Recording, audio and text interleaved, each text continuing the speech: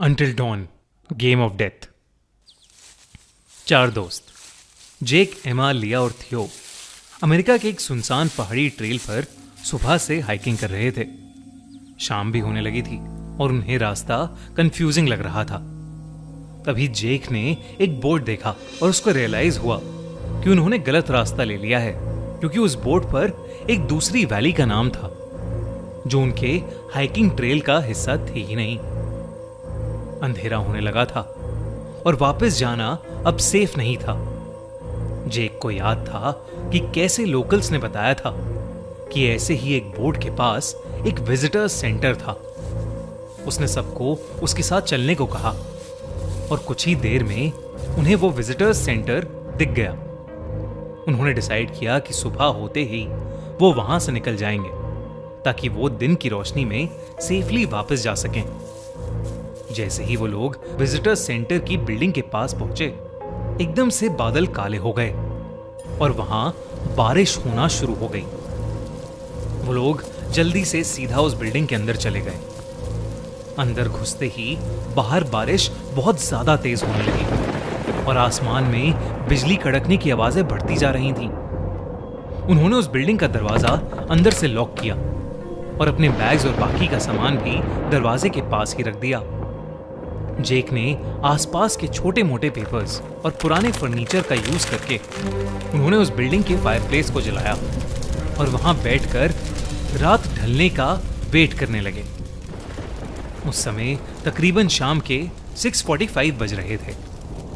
एमा और लिया को उस विजिटर सेंटर के अंदर एक अजीब सी घबराहट हो रही थी।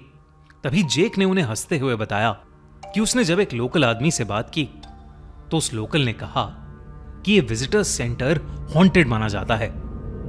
उसने कहा कि जो कोई भी यहां आता है वो कभी वापस नहीं जाता।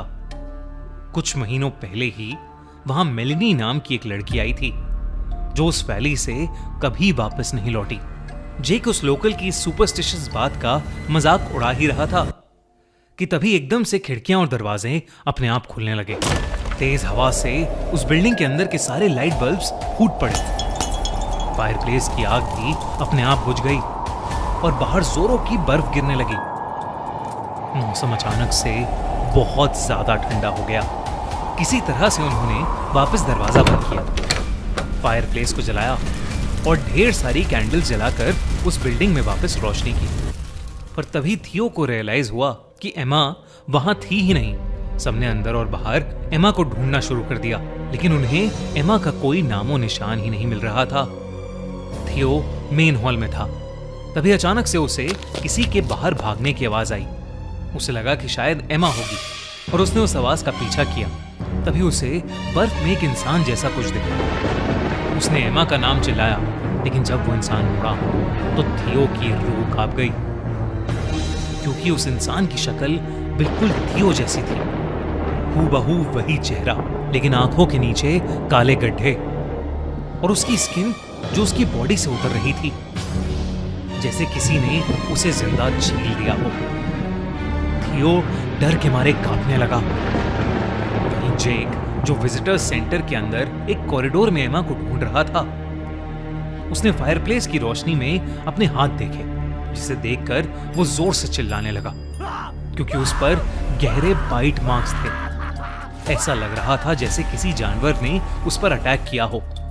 वो उन बाइट मार्क्स को देखते ही जोर से चिल्लाया। उसकी आवाज सुनकर डरे हुए लिया और थियो मेन हॉल में वापस आए।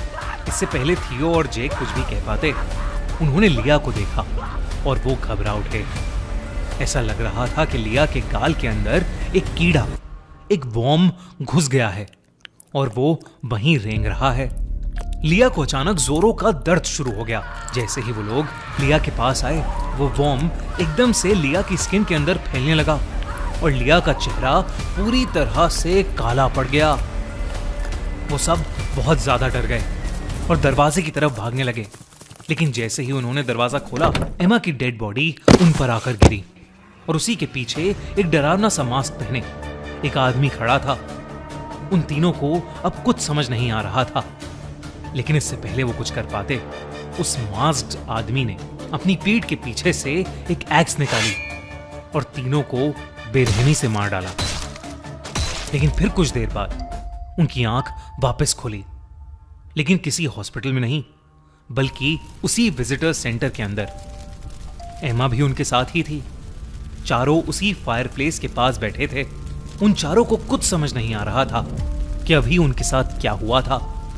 तभी उन्होंने टाइम देखा तो घड़ी में 6:45 बज रहे थे, वही टाइम जिसके बाद ये सब शुरू हुआ था। देरी ना करते हुए वो लोग विजिटर सेंटर से बाहर भागने लगे। थोड़ी दूर पहुंच के उन्हें लगा वो फाइनली बच गए, लेकिन तभी जंगल के पेड़ हिलने लगे और उन्होंने अपने सामने एक बहुत बड़े क्रीचर को देखा। इससे पहले वो चारों समझ पाते कि क्या हो रहा है, वो मॉन्स्टर उनकी तरफ बढ़ा और उन्हें खाने लगा। दर्द से चीखते हुए उन चारों के होश चले गए। लेकिन फिर एक बार उन चारों की आंख उसी विजिटर सेंटर में खुली। घड़ी में अब भी शाम के 6:45 बज रहे थे। उन्हें समझ आ गया था कि वो एक टाइम लूप में फंस चुके हैं, पर वो उससे बाहर कैसे निकलें, इसका जवाब ढूंढने के लिए वो उस बिल्डिंग में छानबीन करने लगे। इसी बीच उन्हें एक रूम मिला जहां पर उन्हें कई मिसिंग लोगों की फोटोज दिखी, जिसमें उनकी भी फोटो शामिल थी, जिस पर 8 दिन बाद की डेट थी। उसी कमरे की दीवार पर लिखा था, if you want to live you have to survive until dawn. यानी अगर जीना है तो सुबह तक जिंदा रहना पड़ेगा। तभी उनके सर पर किसी ने जोर से एक बेसबॉल बैट मारा। जब उनकी दोबारा आंख खुली तो वो उसी विजिटर सेंटर के मेन हॉल में थे। अभी भी शाम के 6:45 बज रहे थे। इससे पहले वो कुछ भी समझ पाते, उनकी नई तरीके से मौत हो जाती थी। वो लोग बार बार उस वैली से निकलने की कोशिश करते रहे, लेकिन सुबह तक बच नहीं पा रहे थे। और फिर 8 दिन बाद एक न्यूज आई कि 4 लोग जिनका नाम जेक, थियो, एमा और लिया है, वो मिसिंग है। ये लोग तो उस विजिटर सेंटर से जिंदा बाहर नहीं निकल पाए, लेकिन क्या क्लोवर और उसके दोस्त यहां से जिंदा बाहर निकल पाएंगे? क्लोवर अपनी मिसिंग बहन मेलेनी को ढूंढते हुए उसी विजिटर सेंटर में आ गई है। क्या क्लोवर और उसके दोस्त इस वैली में सुबह तक सरवाइव कर पाएंगे? क्या वो मेलेनी को ढूंढ पाएंगे, या वो भी उस वैली के मिसिंग लेजेंड्स में से एक बन जाएंगे? जानने के लिए देखो एकदम new horror thriller until dawn, जो कि बेस्ड है इस यूनिक सर्वाइवल के कॉन्सेप्ट पर। अंटिल डॉन 25 अप्रैल को थिएटर्स में रिलीज हो रही है।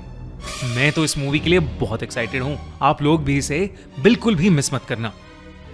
और मिस मत करना सब्सक्राइब बटन दबाकर खूनी मंडे को सब्सक्राइब करना और सुनना हर हफ्ते दिल दहला देने वाली हॉरर स्टोरी।